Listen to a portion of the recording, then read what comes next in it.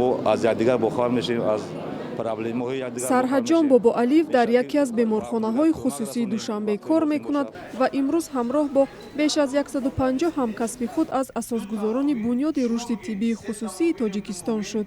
Ӯ сабаби таъсиси ин созмони ҷамъиятиро шарҳ дод. Яке аз проблемаи асосие ки дар мо ҳаст ин проблемаи рушди соҳаи хусусии соҳаи тандурустӣ аст.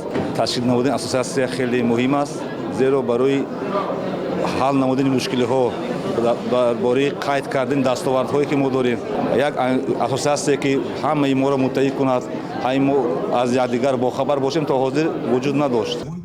ҳамин тавр кормандони бахши хусусии тандурустии Тоҷикистон соҳиби созмони худ шуданд ва бахши давлатӣ низ зоҳиран аз он пуштибонӣ мекунад.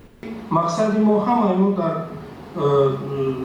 муассисаҳои зерсохтори чӣ давлатӣ чӣ хусусӣ бошад, албатта ин дуруст хизматрасонии тиббӣ гузарондан ба аҳолии кишвар, чунки мо аллакай дарк мекунем мардуми мо чӣ қадар ба азоб уқубатҳо барои як гузарондани ташхисҳои мисол тиббӣ ё ки барои табобат ба дигар давлатҳои хориҷӣ, дигар давлатҳои Европа ва Амрико сафар кардан.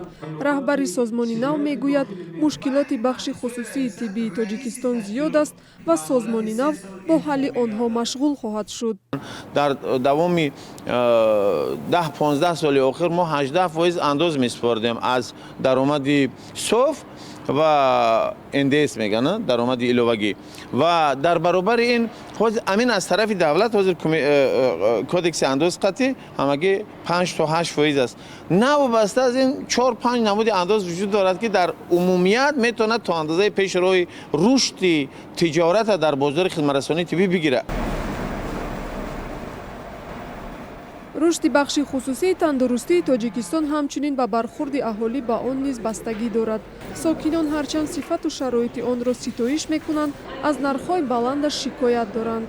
ма чандин ҳами балнисҳои шахсӣ да гаштагиём, ҳами беҳад масъалаи ҳами камбуд маблағ набудани ҳами мардум да вообще раҳм надоранд. Пеши фалон враҷ медорам, пеши фалон дуромаданша ма дидам ба чашми худам ҳаста 60 сомон месупорӣ мега мера мегум апаҷон ма 60 сомон месупорам дар иҷа ба ҳами халос немега пеши враҷ рафти бо 20 мега давай метӣ.